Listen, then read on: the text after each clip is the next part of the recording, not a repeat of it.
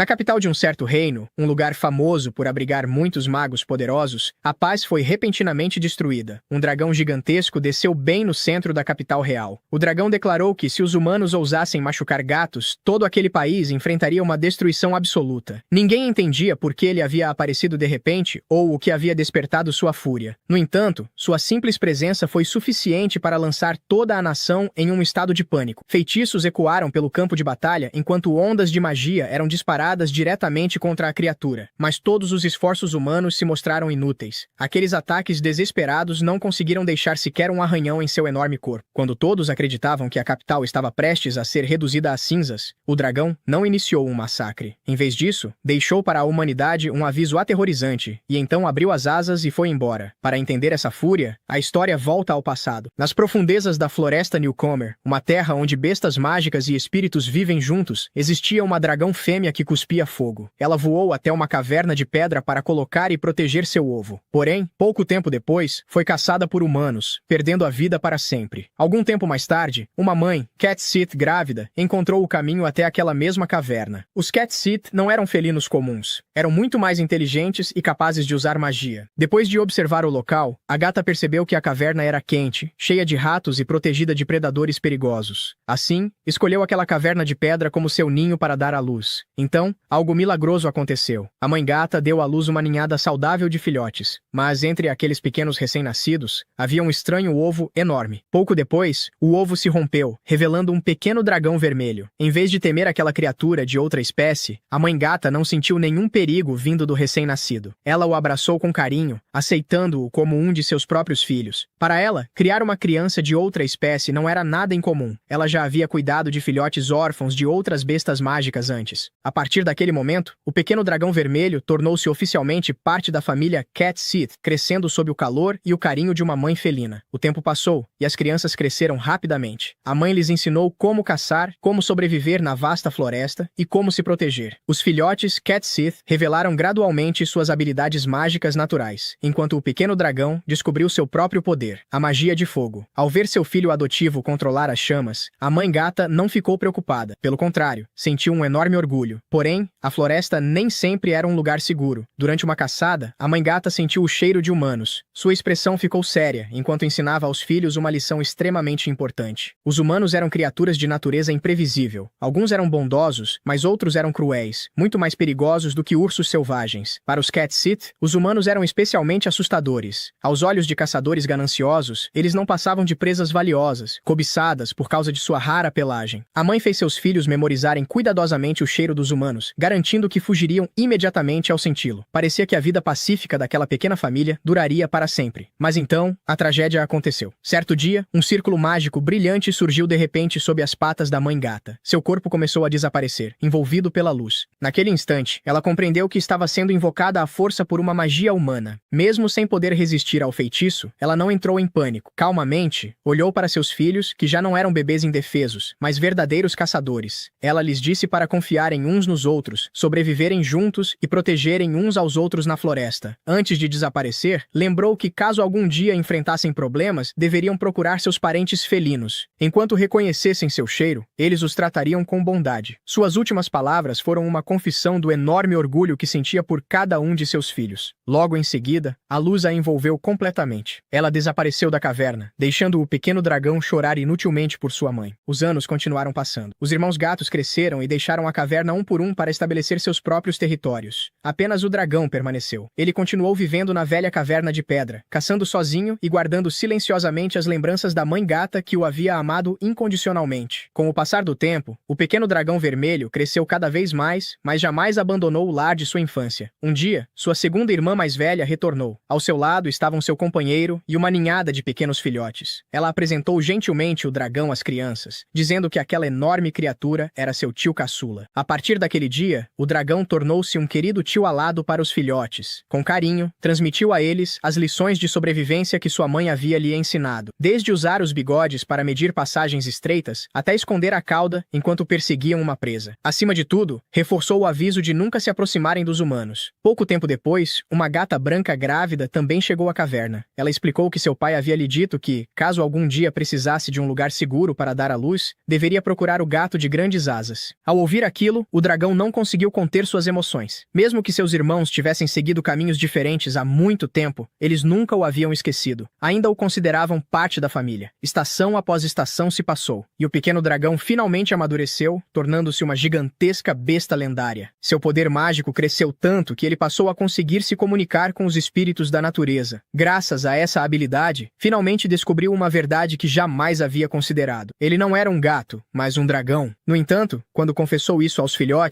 nervoso, eles simplesmente não se importaram. Apenas se esfregaram em seu tio alado, pedindo que continuasse lhes ensinando magia. Para eles, sua espécie não fazia diferença. Ele era, e sempre seria, parte da família. Mas essa paz foi destruída. Durante um voo de patrulha, o dragão encontrou caçadores humanos massacrando brutalmente um clã de Cat Sith. No início, pensou que aquilo fosse apenas a lei da natureza, mas, ao ouvir os sussurros dos espíritos da floresta, descobriu a terrível verdade. Os humanos não estavam caçando para sobreviver. Estavam matando os gatos apenas por causa de sua pele. A fúria do dragão explodiu. Incapaz de perdoar tamanha crueldade, ele voou diretamente para a capital do reino. Esse momento nos leva de volta à cena inicial da história. O gigantesco dragão desceu sobre a cidade, lançando chamas de advertência diante dos soldados e magos, declarando-se o dragão guardião dos gatos. Diante de seu poder esmagador, a humanidade só pôde tremer. Observando a população apavorada lá de cima, ele quis reduzir tudo a cinzas. Porém, naquele instante, lembrou-se do ensinamento de sua mãe. Também existiam humanos bondosos. Essa lembrança o impediu de ser consumido pela fúria. Em vez de punir todo o reino, deixou um último ultimato. Os humanos estavam terminantemente proibidos de machucar gatos. Qualquer massacre que não fosse por sobrevivência atrairia a ira dos céus, e todo o reino seria queimado até virar cinzas. Depois disso, o dragão retornou à floresta, mas o terror que deixou para trás transformou-se em uma lenda transmitida por gerações. O nome do dragão dourado tornou-se um aviso que ninguém ousava ignorar. Muitos anos após aquele acontecimento, a história muda para o castelo real em uma noite tranquila. O primeiro príncipe, ainda um garoto, saiu escondido até o pátio para praticar magia de fogo. Ele recitou o encantamento, tentando criar uma chama, mas falhou repetidas vezes. De repente, das sombras surgiu um gato selvagem com uma folha apoiada sobre a cabeça. O gato observou o príncipe e, usando a própria cauda como demonstração, acendeu facilmente a folha em sua cabeça. O príncipe ficou ao mesmo tempo chocado e encantado. Jamais imaginou que um gato pudesse usar magia com tanta habilidade. Após aquele encontro inesperado, ele acabou desabafando com seu novo amigo. Confessou que havia nascido com muito pouca mana, o que o obrigava a se esforçar o dobro de qualquer outra pessoa para provar que era digno do trono. Então ele se lembrou do rígido aviso dado por seus tutores. Se algum gato selvagem aparecesse no castelo, eles deveriam guiá-lo em segurança de volta à floresta. Caso fosse ferido ou morto, o dragão dourado retornaria, e o reino seria destruído pelas chamas. Preocupado com essas consequências, o príncipe pediu ao gato que voltasse são e salvo para a floresta. Foi assim que nasceu o vínculo entre um príncipe com pouca mana e um misterioso gato espiritual. O jovem príncipe continuou saindo escondido durante a noite, mas agora já não estava sozinho. Ao seu lado estava o Cat Sith, guiando-o e incentivando-o silenciosamente. Sob o céu estrelado, o príncipe ergueu seu cajado e entoou Vals Ignite. Desta vez, uma chama brilhante surgiu perfeitamente. A partir daquele momento, aquelas noites de treinamento tornaram-se as lembranças mais felizes de sua infância. Eles dividiam frutas silvestres colhidas na floresta e doces trazidos da cozinha do castelo, abrindo seus corações um para o outro como melhores amigos compartilhando um segredo. O príncipe prometeu sinceramente que treinaria ainda mais para se tornar tão habilidoso quanto seu pequeno mentor felino. Porém, os rumores daquela amizade acabaram chegando aos ouvidos do rei, mergulhando-o em profunda preocupação. Assombrado pela antiga lenda do dragão dourado, o rei temia que manter um gato selvagem dentro do castelo atraísse uma grande calamidade. Justo quando a tensão atingiu seu auge, o gigantesco dragão surgiu repentinamente acima do castelo. Os soldados sacaram suas armas em pânico, sabendo que um único erro poderia lhes custar a vida. Mas enquanto todos tremiam de medo, o pequeno gato com a folha na cabeça deu um passo à frente corajosamente. O gato e o dragão conversaram na antiga língua dos Cat Sith. Com a ajuda de um estudioso que compreendia um pouco daquele idioma, o gato explicou que não estava sendo mantido em cativeiro. Havia escolhido, por vontade própria, ensinar o príncipe. Também explicou que, embora o príncipe não possuísse talento natural, seu esforço incansável e seu coração bondoso o tornavam digno. Seu desejo era diminuir a distância entre as duas espécies. A princípio, o dragão rejeitou a ideia, lembrando-se da crueldade causada pela ganância humana. Mas o pequeno gato usou contra ele os próprios ensinamentos que havia recebido, falando sobre valorizar os amigos e construir um futuro onde humanos e gatos pudessem coexistir em harmonia. Ao ouvir aquelas palavras, o coração do dragão amoleceu. Para conduzir as negociações adequadamente, o dragão recitou um encantamento espiritual. Seu enorme corpo começou a encolher até se transformar em um pequeno gato vermelho com asas. Em seguida, passou a falar fluentemente a língua dos humanos, deixando toda a corte completamente atônita. Dentro da sala do trono, o dragão transmitiu o desejo do pequeno gato. O rei demonstrou preocupação, pois sabia que a magia espiritual dos gatos poderia alterar o equilíbrio do poder militar entre os reinos. Porém, o dragão o tranquilizou calmamente. Em seguida, comentou sobre o grande título que os humanos lhe haviam dado, dizendo que Dragão Dourado parecia distante demais. Confessou que não havia sido criado como um imperador dos céus. Foi criado por uma mãe gata, amado por irmãos felinos e, no fundo do coração, se sentia um gato. Por isso, pediu ao rei que o chamasse pelo título que realmente o definia, o Dragão Gato. Depois daquele encontro histórico, o reino mudou para sempre. O príncipe dominou a magia espiritual. Mais tarde, ascendeu ao trono e transmitiu seu amor pelos gatos a todo o povo. O medo da antiga lenda transformou-se em profundo respeito pelo dragão gato e por todos os felinos. Uma nova bandeira foi erguida no reino, trazendo o brasão de um dragão e um gato entrelaçados, símbolo de proteção, gratidão e respeito mútuo. Sempre que um novo bebê da família real nascia, gatos da floresta visitavam o castelo para se tornarem seus primeiros amigos e mentores. E, nas profundezas da densa floresta, o brilhante dragão gato vermelho continua fazendo aquilo que mais ama: ensinar habilidades de caça e magia espiritual a uma nova geração de travessos filhotes, mantendo vivo para sempre o eterno amor de sua mãe gata.